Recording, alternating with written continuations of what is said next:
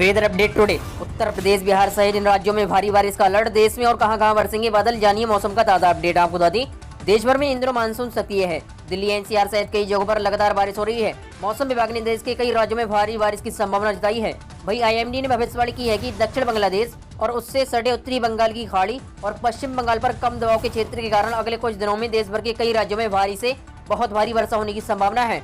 आपको बता दें, मौसम विभाग ने कहा कि अगले 48 घंटों के दौरान उत्तर प्रदेश, पश्चिम बंगाल, झारखंड और बिहार में बारिश की संभावना जताई गई है। वहीं मौसम विभाग के मुताबिक 31 जुलाई तक जम्मू कश्मीर, हिमाचल प्रदेश, उत्तराखंड, पंजाब, हरियाणा और उत्तर प्रदेश में भारी से बहुत भारी बारिश जारी रहने की संभावना है। जी हाँ दोस्तों, कोरोना काल में अनाथ हुई लड़कियों का विवाह कराएगी योगी सरकार, उठाएगी पूरा खर्चा। आपको बता दें, उत्तर प्रदेश में सीएम योगी आदित्यनाथ ने मुख्यमंत्री बाल सेवा योजना की शुरुआत की है। इस योजना के तहत जिन बच्चों ने कोरोना काल में अपने माता पिता को खोया है, सरकार उनकी सहायता करेगी। इस योजना को जहां प्रभावित बच्चों के पालन पोषण से लेकर उनकी शिक्षा और सुरक्षित भविष्य को ध्यान में रखकर तैयार किया गया है। आपको बता दें, वहीं इस योजना के अंतर्गत कोरोना महामारी के दौरान अनाथ हुई बच्चियों की शादी की उम्र आने पर उन्हें 1,01,000 रुपए देने की घोषणा भी की गई है। वहीं जानकारी के अनुसार जब लड़कियों की आयु शादी योग्य होगी तो राज्य सरकार उन्हें 1,01,000 रुपए देगी। जी हाँ दोस्तों, उत्तर प्रदेश में एकाएक 2.5 गुना बढ़ गया कोरोना। ताजा आंकड़ा देख योगी ने नया आदेश जारी किया। आपको बता दें, उत्तर प्रदेश में नियंत्रण हो रहे कोरोना की खबरों के बीच शुक्रवार को एकाएक बड़े मामलों ने स्वास्थ्य विभाग को झटका दे दिया है। शुक्रवार को 89 लोगों में कोरोना की पुष्टि हुई है। इनमें से 21 केवल कानपुर में मिले हैं। आपको बता दें, ये संख्या इसलिए हैरान करने वाली है क्योंकि एक दिन पहले प्रदेश में केवल 36 नए केस मिले थे और कानपुर में केवल 3। मतलब एक ही दिन में उत्तर प्रदेश में 2.5 गुना तो कानपुर में करीब 7 गुना केस बढ़े हैं।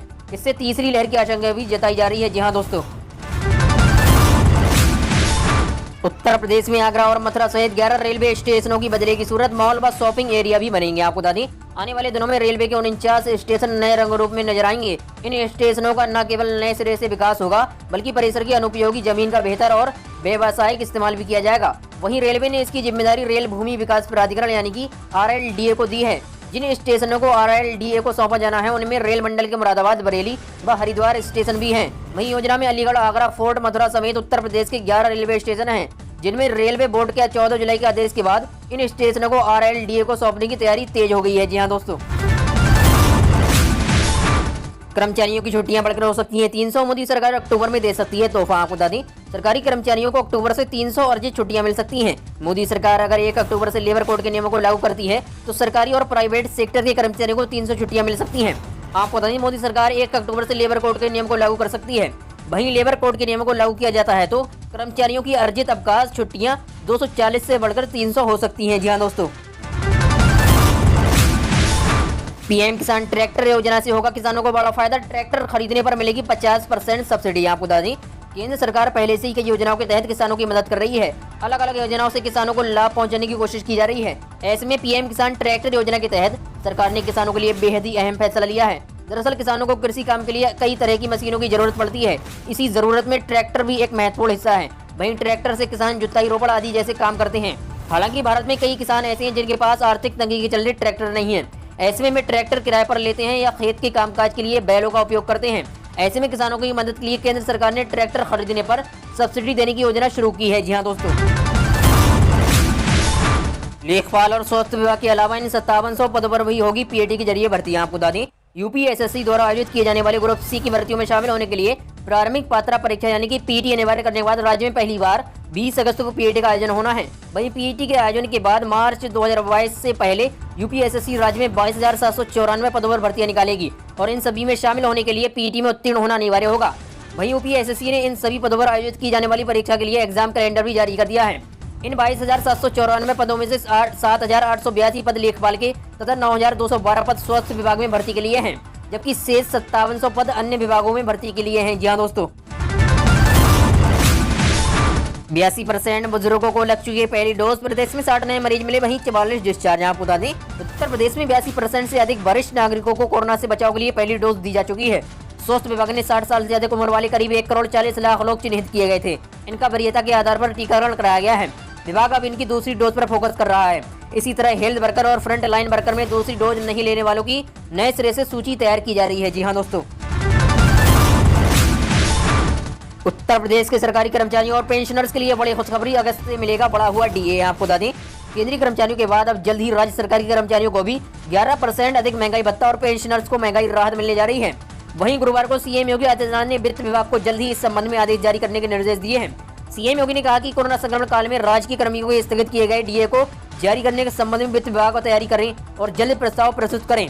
वहीं राज्य सरकार के इस फैसले से 12 लाख राज्य कर्मचारियों और करीब 13 लाख पेंशनर्स को मिलेगा फायदा। जी हाँ दोस्तों, बच्चों को स्कूल भेजने से हिचकिचा रहे हैं माता पिता, सिसोदिया ने मांगे सुझाव। आपको बता दें, दिल्ली के उप मुख्यमंत्री मनीष सिसोदिया द्वारा राजधानी में स्कूलों को फिर से खोलने को लेकर सुझाव मांगे जाने के बाद एक दिन बाद प्रधानाध्यापकों ने कहा कि वे छात्रों के लिए अपने दरवाजे खोलने के लिए तैयार हैं, लेकिन कई माता पिता हिचकिचा रहे हैं। सिसोदिया ने गुरुवार को अभिभावकों, छात्रों, शिक्षकों और प्रधानाध्यापकों को सरकार को ईमेल के माध्यम से अपने सुझाव भेजने के लिए आमंत्रित किया था कि क्या स्कूल और कॉलेज फिर से खोले जाएं या नहीं।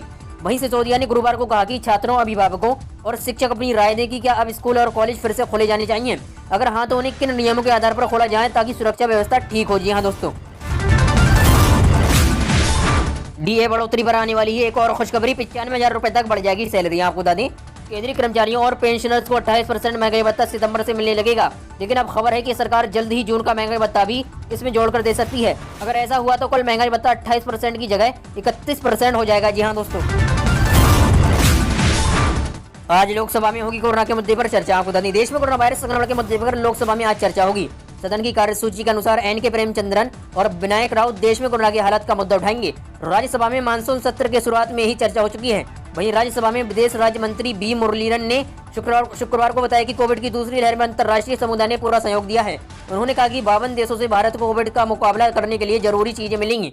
वहीं साथ ही उन्होंने कहा कि अमेरिका, कनाडा और ब्रिटेन सहित कई देशों ने भारतीय छात्रों के लिए यात्रा प्रतिबंधों में ढील दी है। वहीं तथा कोरोना वायरस की स्थिति में सुधार होने के साथ अन्य देशों द्वारा भी ऐसा किए जाने की उम्मीद है। जी हाँ दोस्तों, वेदर अपडेट टुडे, इन राज्यों में आज होगी भारी बारिश, आईएमडी ने जारी किया अलर्ट। जानिए पूरे देश को लेकर मौसम विभाग की भविष्यवाणी। आपको बता दें, हिमाचल प्रदेश में पिछले 2 दिनों में हुई बारिश ने भारी तबाही मचाई है और मूसलाधार बारिश के कारण अचानक आई बाढ़ में अब तक 14 लोगों की मौत हो चुकी है, जबकि 500 करोड़ रुपए का नुकसान हुआ है। वहीं भारतीय मौसम विज्ञान विभाग यानी कि आईएमडी ने अगले 48 घंटों के लिए हिमाचल प्रदेश के 4 जिलों के लिए रेड अलर्ट और 8 जिलों में ऑरेंज अलर्ट जारी किया है। वहीं भारतीय मौसम विज्ञान विभाग यानी कि आईएमडी ने उत्तर प्रदेश में 2 अगस्त तक भारी बारिश का पूर्वानुमान जारी किया है। जी हाँ दोस्तों, 15 अगस्त पर प्रधानमंत्री के संबोधन में शामिल हो सकती है आपकी भी बात, पीएमओ ने ट्वीट कर दी जानकारी। आपको बता दें, प्रधानमंत्री नरेंद्र मोदी ने स्वतंत्रता दिवस के मौके पर लाल किले की प्राचीर से अपने संबोधन के लिए लोगों की राय मांगी है। ऐसे में पीएम के संबोधन में आपकी भी बात शामिल हो सकती है। पीएमओ ने ट्वीट किया कि आपके विचार लाल किले की प्राचीर से गूंजेंगे। वहीं 15 अगस्त को पीएम नरेंद्र मोदी के भाषण के लिए आपकी क्या राय है, उन्हें माई गवर्नमेंट इंडिया पर साझा करें। जी हाँ दोस्तों, सीएम योगी आज आत्मनिर्भर बनी महिलाओं से करेंगे संवाद, खातों में ट्रांसफर होगा फंड। आपको बता दें, राज्य में महिला सशक्तिकरण का एक और सशक्त प्रयास शुक्रवार से शुरू हो चुका है। 40,000 स्वयं सहायता समूह से जुड़ी करीब 4.5 लाख महिलाएं संगठित होकर स्वरोजगार की तरफ पहला कदम बढ़ाएंगी। वहीं मुख्यमंत्री योगी आदित्यनाथ शुक्रवार को ऑनलाइन फंड ट्रांसफर के साथ ही से स्वरोजगार से जुड़ी महिलाओं से वर्चुअल संवाद भी कर चुके हैं। वहीं राज्य के विभिन्न जिलों में बैंकिंग, सखी, पीडीएस दुकानों का संचालन, बिजली बिल वसूली तथा सामुदायिक शौचालय के संचालन में लगी महिलाओं से मुख्यमंत्री का ये संवाद होगा। वहीं उत्तर प्रदेश राज्य ग्रामीण आजीविका मिशन नवगठित 40,000 समूह के खाते में रिवॉल्विंग फंड के रूप में प्रत्येक के खाते में 15,000 रुपए भेजेगा। जी हाँ दोस्तों, 1 अगस्त से एलपीजी की कीमत, टैक्सेशन, बैंकिंग समेत होंगे ये 7 बदलाव। आपको बता दें, 1 अगस्त से आपकी रोजमर्रा की जिंदगी से जुड़े कई बदलाव देखने को मिलेंगे। बैंक खातों से लेकर एलपीजी तक में रविवार से कई ऐसे बदलाव हो रहे हैं जिनका असर आप पर पड़ना पूरी तरह से तय है। जी हाँ दोस्तों, कोरोना का खतरा बढ़ा, देश में 24 घंटों में 44,000 से ज्यादा नए केस दर्ज। आपको बता दें, देश में कोरोना की तीसरी लहर आने का खतरा भी बना हुआ है। पिछले लगातार 3 दिनों से 43,000 से ज्यादा कोरोना केस सामने आ रहे हैं। वहीं शनिवार सुबह स्वास्थ्य मंत्रालय की ओर से जारी आंकड़ों के अनुसार पिछले 24 घंटों में 44,230 नए कोरोना केस सामने आए हैं। जी हाँ दोस्तों, किस तरह पैदा होता है कोरोना वायरस का नया वेरिएंट, नई स्टडी में हुआ खुलासा। आपको बता दें, कोरोना वायरस के नए प्रकार की उत्पत्ति के रहस्य को अलग अलग शोध संस्थानों के वैज्ञानिकों ने खोजने का दावा किया है। वहीं प्रीप्रिंट सर्वर पर 30 जुलाई को प्रकाशित एक रिसर्च में वैज्ञानिकों ने कहा कि वायरस एक संक्रमित व्यक्ति के शरीर में बदलाव से गुजरता है और एक बार ऐसा हो जाने के बाद ये अपने इसी परिवर्तन के साथ नए लोगों को संक्रमित करता है। वहीं इसके परिणाम स्वरूप नए वेरिएंट का उदय होता है। टीम ने पाया कि व्यक्तियों में लगभग 80% जीनोम सीक्वेंसिंग के बाद नया वेरिएंट या स्ट्रेन उभर कर सामने आता है। जी हाँ दोस्तों,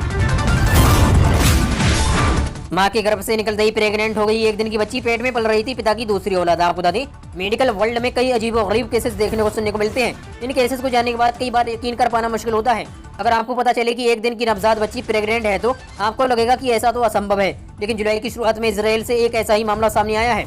यहाँ डॉक्टर्स की टीम तब हैरान रह गई जब उन्होंने पाया कि 1 दिन की नवजात बच्ची के पेट में दूसरा बच्चा पल रहा था। ये काफी एक्सट्रीम कंडीशन में होता है। पूरी दुनिया में 5 लाख वर्थ केस में ऐसा एक मामला सामने आता है। जी हाँ दोस्तों, इन राज्यों में 4-5 दिनों तक जमकर होगी बारिश। मौसम विभाग ने जारी किया अलर्ट। आपको बता दें, इन दिनों देश भर मानसून काफी सक्रिय है और कई जगहों पर लगातार बारिश हो रही है। मौसम विभाग ने अगले कुछ और देश के कई राज्यों में भारी बारिश की संभावना जताई है। वहीं मौसम विभाग यानी कि IMD ने भविष्यवाणी की है कि दक्षिण बांग्लादेश और उससे सटे उत्तरी बंगाल की खाड़ी और पश्चिम बंगाल पर कम दबाव के क्षेत्र के कारण अगले कुछ दिनों में देश भर के कई राज्यों में भारी से बहुत भारी वर्षा होने की संभावना है। वहीं मौसम विभाग ने कहा कि अगले 48 घंटों के दौरान उत्तर प्रदेश, पश्चिम बंगाल, झारखंड और बिहार में बारिश की संभावना जताई गई है। जी हाँ दोस्तों ऐसे ही रोज डेली उत्तर प्रदेश समाचार से अपडेट रहने के लिए अभी सब्सक्राइब करें हमारे यूट्यूब चैनल DL न्यूज तक को। मिलते हैं नेक्स्ट वीडियो में, तब तक के लिए जय हिंद, वंदे मातरम। और बने रहेगा हमारे यूट्यूब चैनल DL न्यूज तक में ऐसे ही रोज डेली उत्तर प्रदेश समाचार से अपडेट रहने के लिए। धन्यवाद।